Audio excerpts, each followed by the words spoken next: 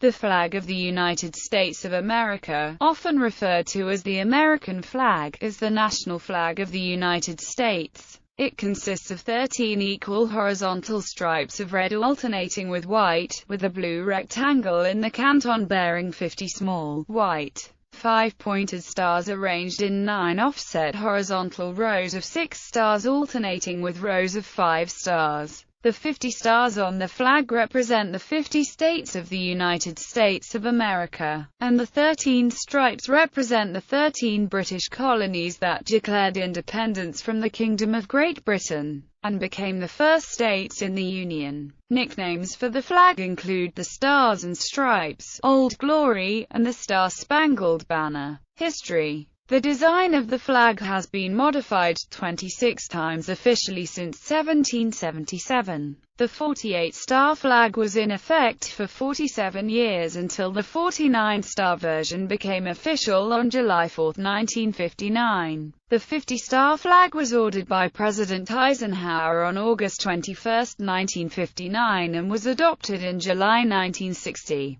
It is the longest used version of the U.S. flag and has been in use for over 55 years. First flag: the Continental Colors. Flag of the British East India Company, 1707–1801. At the time of the Declaration of Independence in July 1776, the Continental Congress would not legally adopt flags with stars, white in a blue field for another year. The flag, contemporaneously known as the Continental Colors, has historically been referred to as the first national flag. The Continental Navy raised the colors as the ensign of the fledgling nation in the American War for Independence, likely with the expedient of transforming their previous British red ensigns by adding white stripes, and would use this flag until 1777, when it would form the basis for the subsequent de jure designs. The name Grand Union was first applied to the Continental Colors by George Preble in his 1872 History of the American Flag. The flag closely resembles the British East India Company flag of the era, and Sir Charles Fawcett argued in 1937 that the company flag inspired the design. Both flags could have been easily constructed by adding white stripes to a British red ensign, one of the 3 maritime flags used throughout the British Empire at the time. However, an East India Company flag could have from 9 to 13 stripes, and was not allowed to be flown outside the Indian Ocean. In any case, both the stripes and the stars have precedence in classical heraldry. Mullets were comparatively rare in early modern heraldry, but an example of mullets representing territorial divisions predating the U.S. flag are those in the coat of arms of Alais of 1618, where 7 mullets stood for 7 districts. The first American flags were made out of hemp. The Flag Resolution of 1777 on June 14, 1777, the Second Continental Congress passed the Flag Resolution which stated, "Resolved, that the flag of the 13 United States be 13 stripes, alternate red and white, that the Union be 13 stars, white in a blue field, representing a new constellation." Flag Day is now observed on June 14 of each year. While scholars still argue about this, tradition holds that the new flag was first hoisted in June 1777 by the Continental Army at the Middlebrook encampment. The first official U.S. flag flown during battle was on August 3, 1777 at Fort Schuyler during the siege of Fort Stanwix, Massachusetts. Reinforcements brought news of the adoption by Congress of the official flag to Fort Schuyler. Soldiers cut up their shirts to make the white stripes. Scarlet material to form the red was secured from red flannel petticoats of officers' wives, while material for the blue Union was secured from Captain Abraham Swartwout's blue cloth coat. A voucher is extant that Captain Swartwout of Dutchess County was paid by Congress for his coat for the flag. The 1777 resolution was most probably meant to define a naval ensign. In the late 18th century, the notion of a national flag did not yet exist, or was only nascent. The Flag Resolution appears between other resolutions from the Marine Committee. On May 10, 1779, Secretary of the Board of War Richard Peters expressed concern, "It is not yet settled what is the standard of the United States." However, the term standard referred to a national standard for the Army of the United States. Each regiment was to carry the national standard in addition to its regimental standard. The national standard was not a reference to the national or naval flag. The flag resolution did not specify any particular arrangement, number of points, nor orientation for the stars in the arrangement, or whether the flag had to have 7 red stripes and 6 white ones or vice versa. The appearance was up to the maker of the flag. Some flag makers arranged the stars into one big star, in a circle or in rows, and some replaced a state star with its initial. One arrangement features 13 5-pointed stars arranged in a circle, with the stars arranged pointing outwards from the circle, the so-called Betsy Ross flag. This flag, however, is more likely a flag used for celebrations of anniversaries of the nation's birthday. Experts have dated the earliest known example of this flag to be 1792 in a painting by John Trumbull. Despite the 1777 resolution, the early years of American independence featured many different flags. Most were individually crafted rather than mass-produced. While there are many examples of 13-star arrangements, some of those flags included blue stripes as well as red and white. Benjamin Franklin and John Adams, in a letter dated October 3, 1778, to the King of the Two Sicilies, described the American flag as consisting of 13 stripes, alternately red, white, and blue. A small square in the upper angle, next the flag staff, is a blue field, with 13 white stars, denoting a new constellation. John Paul Jones used a variety of 13-star flags on his U.S. Navy ships, including the well-documented 1779 flags of the Serapis and the Alliance. The Serapis flag had 3 rows of 8-pointed stars with stripes that were red, white, and blue. The flag for the Alliance, however, had 5 rows of 8-pointed stars with 13 red and white stripes, and the white stripes were on the outer edges. Both flags were documented by the Dutch government in October 1779, making them 2 of the earliest known flags of 13 stars. Designer of the first Stars and Stripes, Francis Hopkinson of New Jersey, a naval flag designer, and a signer of the Declaration of Independence, designed the 1777 flag while he was the chairman of the Continental Navy Board's Middle Department. Sometime between his appointment to that position in November 1776 and the time that the flag resolution was adopted in June 1777, the Navy Board was under the Continental Marine Committee. Not only did Hopkinson claim that he designed the U.S. flag, but he also claimed that he designed a flag for the U.S. Navy. Hopkinson was the only person to have made such a claim during his own lifetime, when he sent a letter and several bills to Congress for his work.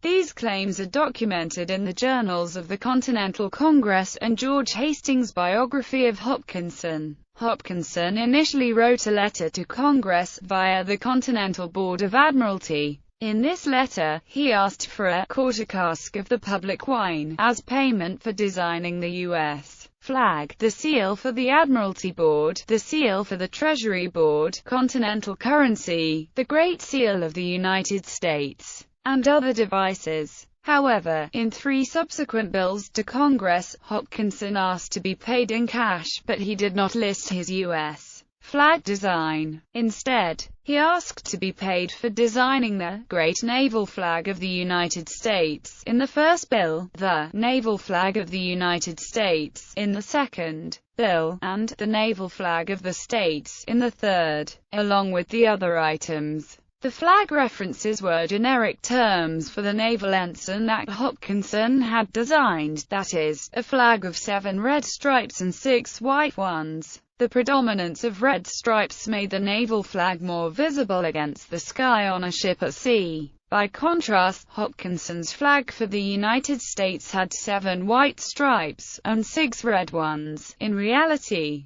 6 red stripes laid on a white background. Hopkinson's sketches have not been found, but we can make these conclusions because Hopkinson incorporated different stripe arrangements in the Admiralty seal that he designed in the spring of 1780 and the Great Seal of the United States that he proposed at the same time. His Admiralty seal had 7 red stripes, whereas his second U.S. seal proposal had 7 white ones. Hopkinson's flag for the Navy is the one that the nation preferred as the national flag. Remnants of Hopkinson's U.S. flag of 7 white stripes can be found in the Great Seal of the United States and the President's seal. When Hopkinson was chairman of the Navy Board, his position was like that of today's Secretary of the Navy. The payment was not made, however, because it was determined he had already received a salary as a member of Congress. This contradicts the legend of the Betsy Ross flag, which suggests that she sewed the first Stars and Stripes flag by request of the government in the spring of 1776. Furthermore, a letter from the War Board to George Washington on May 10, 1779, documents that there was still no design established for a national flag for the Army's use in battle. The origin of the Stars and Stripes design has been muddled by a story disseminated by the descendants of Betsy Ross. The apocryphal story credits Betsy Ross for sewing the first flag from a pencil sketch handed to her by George Washington. No evidence for this exists either in the diaries of George Washington nor in the records of the Continental Congress.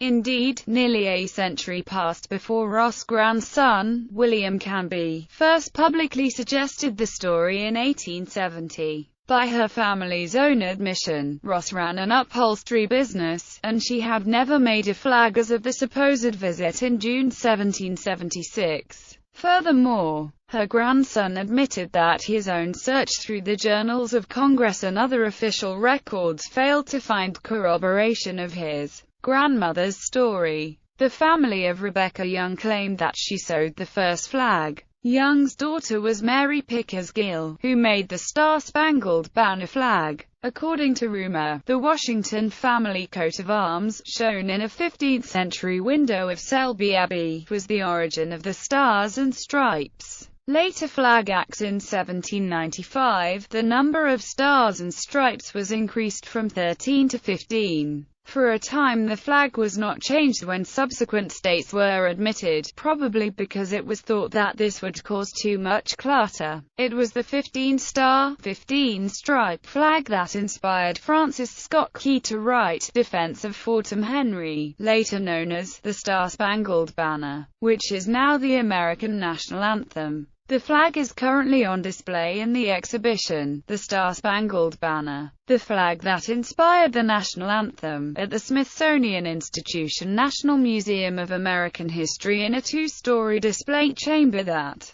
protects the flag while it is on view. On April 4, 1818, a plan was passed by Congress at the suggestion of U.S. Naval Captain Samuel C. Reed, in which the flag was changed to have 20 stars, with a new star to be added when each new state was admitted, but the number of stripes would be reduced to 13 so as to honor the original colonies. The act specified that new flag designs should become official on the 1st July 4 following admission of one or more new states. The most recent change, from 49 stars to 50, occurred in 1960 where the present design was chosen, after Hawaii gained statehood in August 1959. Before that, the admission of Alaska in January 1959 prompted the debut of a short-lived 49-star flag. Prior to the adoption of the 48-star flag in 1912, there was no official arrangement of the stars in the canton, although the U.S. Army and U.S. Navy used standardized designs.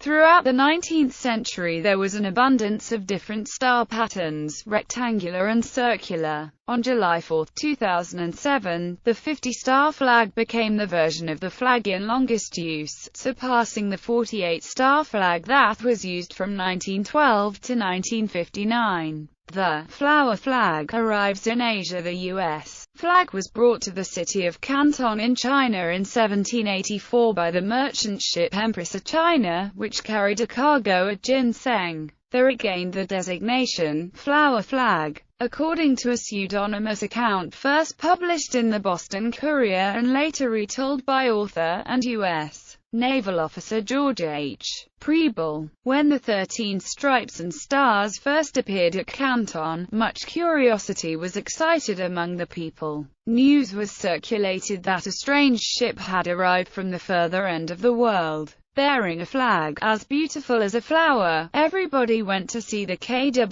Kichuen, Fakazun, or flower flagship. This name at once established itself in the language, and America is now called the KWOH, Fakagwok, the flower flag country, and an American KWOHIN, Fakagwokyan, flower flag countryman, a more complimentary designation than that of red-headed barbarian, the name first bestowed upon the Dutch. In the above quote, the Chinese words are written phonetically based on spoken Cantonese. The names given were common usage in the 19th and early 20th centuries. Other Asian nations have equivalent terms for America, for example Vietnamese, Hoa Kentucky. Chinese now refer to the United States as simplified Chinese, traditional Chinese, pinyin, Meiguo. Mei is short for Meilijian and Guo means country, so this name is unrelated to the flag. However, the flower flag terminology persists in some places today. For example, American ginseng is called simplified Chinese, traditional Chinese, literally, flower flag ginseng, in Chinese, and Citibank, which opened a branch in China in 1902, is known as Flower Flag Bank. The U.S. flag took its first trip around the world in 1787–90 on board the Columbia. William Driver, who coined the phrase "Old Glory," took the U.S. flag around the world in 1831–32. The flag attracted the notice of Japanese when an oversized version was carried to Yokohama by the steamer Great Republic as part of a round-the-world journey in 1871. Historical progression of designs in the following table depicting the 28 various designs of the United States flag. The star patterns for the flags are merely the usual patterns, often associated with the United States Navy. Canton designs prior to the proclamation of the 48-star flag had no official arrangement of the stars. Furthermore, the exact colors of the flag were not standardized until 1934. Symbolism. The modern meaning of the flag was forged in December 1860, when Major Robert Anderson moved the U.S. garrison from Fort Moultrie to Fort Sumter in Charleston Harbor. Author Adam Goodhart argues this was the opening move of the American Civil War, and the flag was used throughout northern states to symbolize American nationalism and rejection of secessionism. Before that day, the flag had served mostly as a military ensign or a convenient marking of American territory, flown from forts, embassies,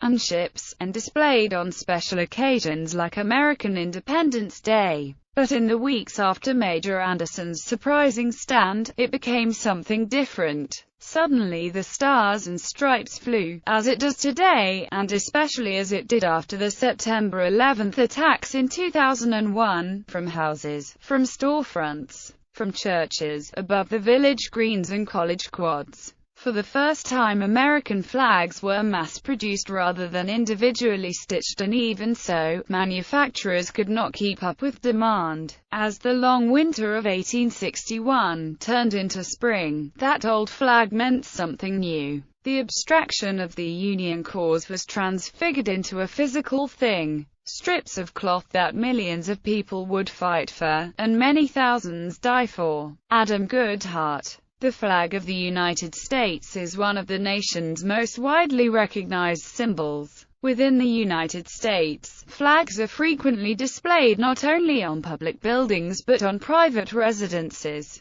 The flag is a common motif on decals for car windows, and clothing ornaments such as badges and lapel pins. Throughout the world, the flag has been used in public discourse to refer to the United States. The flag has become a powerful symbol of Americanism, and is proudly flown on many occasions, with giant outdoor flags used by retail outlets to draw customers. Desecration of the flag is considered a public outrage, but remains protected as freedom of speech. In worldwide comparison, Testy noted in 2010 that the United States was not unique in adoring its banner, for the flags of Scandinavian countries are also beloved, domesticated, commercialized and sacralized objects.